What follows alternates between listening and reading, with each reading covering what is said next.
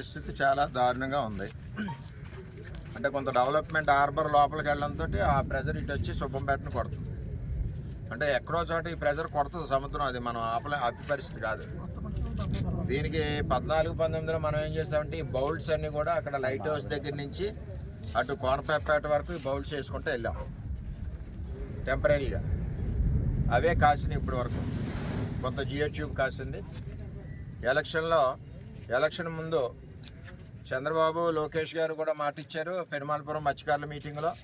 తర్వాత కళ్యాణ్ గారికి టికెట్ రావడం జరిగింది. అయినా మేము కూడా మాట ఇచ్చాం.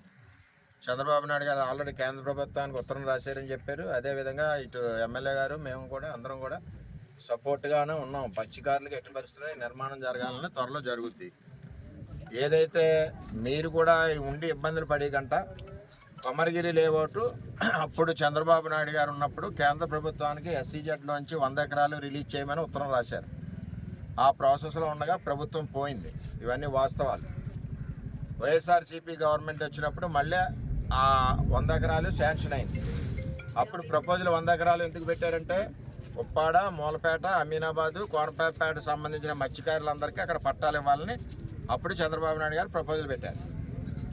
ఇప్పుడు ఏమైంది, వైసీపీ గవర్నమెంట్ వచ్చాక అప్పుడున్న ఎమ్మెల్యే ఎంపీ కలిసి కొమరగిరి మన నియోజకవర్గ భూమిని తీసుకెళ్ళి కాకినాడ వాళ్ళకి ఇచ్చారు.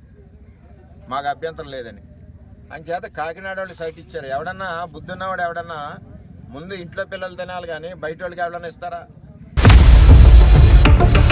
ఇండియా పాకిస్తాన్ ఉద్రిక్తతలపై లేటెస్ట్ అప్డేట్స్ కోసం డౌన్లోడ్ చేసుకోండి RTV లైవ్ యాప్.